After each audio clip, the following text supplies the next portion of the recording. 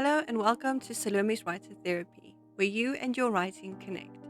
Have you ever plotted or written a scene and then worried that you missed something, or that the scene is not meaningful or connected to the rest of the story, or that you'll be forced to do a lot of revisions or rewrites in the editing phase? Well, in today's episode, I'm going to share everything you need to know to write meaningful and connected scenes. And to help you make sure you don't miss anything when you're creating your scenes, I've created a free scene card template that I've added in the description below for you to check out. So if you're unsure about what needs to be included in your scenes or how to write it, this episode and that template is for you. So grab your favorite beverage and a cozy spot and let's dive into today's episode. Okay, let's talk about the structure of the scene. Just as with your overall story, a scene also has a beginning, middle, and an end. So let's look at that. The beginning of your scene requires a hook, which is an opening that grounds the reader in the who, the what, the where, and the why of the scene in an interesting way, with either action, dialogue, internal thoughts, a setting piece, etc. And the beginning also has the introduction to the character's goal or desire and the stakes or the consequences of the scene. The middle of the scene, or the main part of the scene, is where you develop the conflict or the obstacles that your character faces to obtain their goal or desire. And the end of the scene is the outcome of the scene. As you know, everything needs to be connected, right? And it's exactly the same with your scenes. One scene has to be connected to the previous scene as well as the scene that follows it. For example, what happens in scene number 4 can't happen if scene number 3 doesn't happen. And scene number 4 determines what happens in scene number 5. Now, if all your scenes were just action, conflict, and tension all the time, then your reader might become exhausted while reading your story, right? That's why we add some kind of pause, either at the beginning of a scene or at the end of the scene. This pause can be a short paragraph or even just a sentence where your character reflects on what has happened in the scene or the outcome, consequences, etc. of the scene. The purpose of this pause is to allow for a variance in tension from one scene to the next, but also to remind your reader of that connection that you've created between the scenes. So think of it this way. The main part of the scene, which is that beginning, middle, and end that we've talked about, is the cause, and then this pause that you add is the effect. It's also known by other names like the scene and sequel or the stimulus and the response. And your story is made up of a series of these causes and their effects. Now, just a note, you do not have to add an effect or that pause with every scene. That will depend on the pacing or the tension that you want to maintain in that part of the story. Alright, so now that you know what the scene structure looks like, let's talk about how you can plot or write your scenes. And to do this, I'm going to talk about scene cards. Scene cards are a great tool to keep everything together, from what you need to know about the scene to what you need to include in the scene. It also helps to make sure that your scene is meaningful and connected to the overall story. So let's take a look at what you need to remember or include in your scenes. Now, to help you so you don't have to create your own scene card from scratch, I've added a free scene card template in the description below that you can use.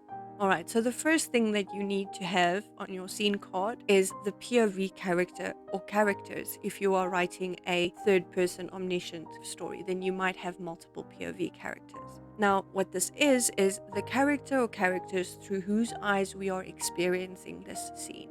This ensures that your reader is immersed in what happens in that scene. The second thing you need is the setting or the locations. Where is the scene taking place? This helps to ground your reader in the scene.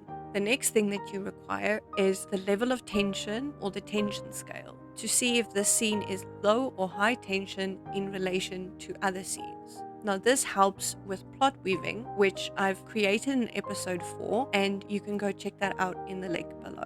The next thing is timing. How long does this scene last? How much in story world time passes from the beginning of the scene to the end of the scene? Is it 3 hours? Is it 2 days? Knowing the timing of the scene will also help with plot weaving, and as I said, I do have an episode that's linked below for you to check out. The next thing that you want to know about your scene is the estimated word count or the length. To know the word count or the length of the scene helps with the pacing of the story as well as with the plot weaving. The next thing you need to know is the point of view character's goal. What does your character want or desire in this scene? It can be an obvious goal or it can be subtle, but your reader has to know what it is. The scene's goal or desire should be related to the overall story goal in some way. You can't just put in a random goal that has nothing to do with anything. It has to be connected. The next thing that you need is the POV character's motivation. Why do they want to achieve this goal? This can help to establish the connection to the previous scenes as well as the connection to the stakes. The next thing you need is the goal's conflict or obstacles. So, what is standing in their way of getting what they want or what they desire? This can be both an external and internal conflict or obstacle. And this is basically what the middle part of your scene will revolve around. The next thing that you need to know is the scene's stakes or the consequences. What happens if they don't get what they want or what they desire? This shows the importance of the scene's events in the grand scheme of the story. The next thing that you need to know is the scene's purpose, or you as the writer's goal with the scene. Why do you want to add this scene to the story? Is it to reveal information about the character, either their backstory or character development? Or do you want to add something about the setting, the world building? Are you revealing new information, objects, clues, allies, enemies, etc. in terms of the plot? Or does it move the plot forward in some way? Is it a certain plot point in the structure that you are adding, like the inciting incident or the climax, etc.? Do you want to add this scene because you want to create a specific mood or atmosphere, or is it to reinforce the themes of your story? To know the purpose of a scene ensures that every scene is meaningful and that you don't have filler or unnecessary scenes. You can and should have multiple purposes for any given scene.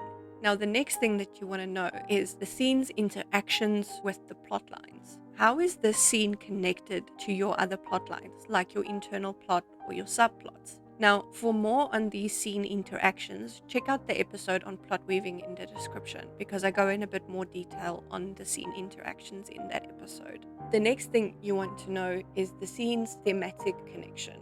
How are you expressing the themes of your story in this scene? Are there specific symbols that you include throughout your story that you want to include in this scene as well? You don't have to add thematic connection in every scene though, but it is helpful to know where you add it so that you can make sure that you add enough mentions of it so that your reader can pick up on it, but also that you don't overdo it and come across as preachy or standing on a soapbox. The next thing that you need is the scene's outcome or the conclusion. What is the end result of the scene? Did the character get what they want or not? Did they overcome their obstacles or didn't they? Now, if your character did get what they want in this particular scene, you want to make sure that you create a new goal or desire with an obstacle attached to it in that pause moment or the effect, to make sure that your reader continues reading. Because if they get what they want, there is no incentive for your reader to continue. But if you allow in that effect moment, in that pause, to introduce a new goal, then that will entice the reader to move on to the next scene. Now, the next thing that you need to know is the scene's impact on the character. What effect does the scene have on your character? How does their mood or emotional state shift throughout the scene? They might start the scene in an optimistic or hopeful manner, but they end the scene in a dejected or frustrated place. How are they different or changed going into the next scene? What are the implications to the character arc or their development because of this scene? Now, this will help you to keep the plot and the character connected from one scene to the next. Now, the last thing that you need to consider is the scene's impact on the plot.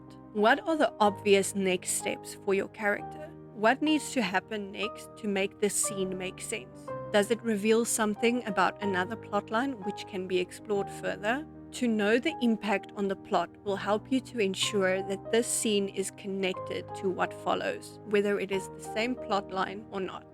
Yes, it is a lot, but you don't have to figure everything out at once. But you will also see that some of these things become kind of intuitive or obvious once you start working through it. You also don't have to figure it all out before you write the scenes. If you're a pantser, you can use the scene cards after the rough draft to help with the editing process. But it's always good to keep these things in mind as you're writing to minimize the revisions or rewriting that will be needed in the editing phase. The main thing I want you to remember is that all your scenes have to be connected to the one before it and the one after it. It's about the progression of the overall story, right? And don't forget that every scene has to have a reason or multiple reasons for being there. A scene's ultimate goal is to move the story forward, so you don't want scenes in your story that don't progress the plot in some way or another. Now, I just want to quickly remind you again of that free scene card template that's in the description below, so you can write a meaningful and connected scene with the confidence that you're not going to miss anything and that your reader will be engaged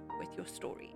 So that's it for today's episode. I really hope you found it helpful, and if you have, or if you have any questions or future episode suggestions, please let me know in the comments below.